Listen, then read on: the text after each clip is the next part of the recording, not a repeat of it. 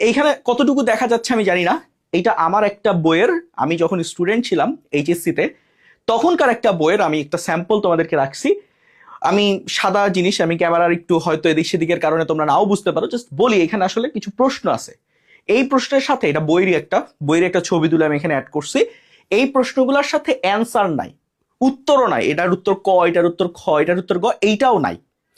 So আমি যেটা করতাম, এরকম একটা সেট প্রশ্ন নিতাম, এই প্রশ্নটা নিয়ে নিজের মতো, এই যে দেখো এখানে ছোট্ট ছোট্ট ক্যালকুলেশনও করা আছে, এটাও দেখা যাচ্ছে কিনা জানি না, এই যে এরকম বইয়ের পাশে যে ফাঁকা জায়গা সেখানেই আমি ক্যালকুলেশন করতাম ছোট্ট ছোট্ট, যতটুকু ক্যালকুলেশন দরকার।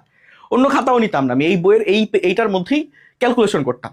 ক্যালকুলেশন করে ক্যালকুলেটর হাতে আমি এইখানে কোনটা অ্যান্সার সেটা দাগ দিতাম একদম কলম দিয়ে দাগ দিতাম।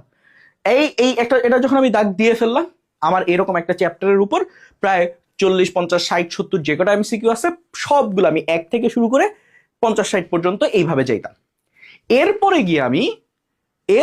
গিয়ে এই 60টা করার পরে গিয়ে আমি অ্যান্সারটা মিলাতাম, অ্যান্সারের কপিটা বের করতাম, বের করে 1 নাম্বারটার ক ঠিক আছে, খ ঠিক আছে, গ ঠিক আছে, এরপরে দেখতাম 10 নাম্বারটা আমার ভুল হয়ে গেছে। কেন ভুল হয়েছে? তখন আমি গিয়ে সলিউশনটা দেখতাম, কোথায় আমি ভুল করছি আর কোন জায়গাটায় আমার থট প্রসেসে ভুল আছে। This is the actual way. তোমাদেরও উচিত এই সিস্টেমটা বা এই অ্যাপ্রোচটা ফলো করা। তুমি আগে একটা ফ্রেশ এমসিকিউ নাও যেখানে শুধুমাত্র প্রশ্ন থাকবে, এই প্রশ্নগুলা তুমি একটা একটা পরীক্ষায় যেভাবে সলভ করবা সেভাবে সলভ করো বাসায় বসে বসে, অ্যান্সার পরে দেখো।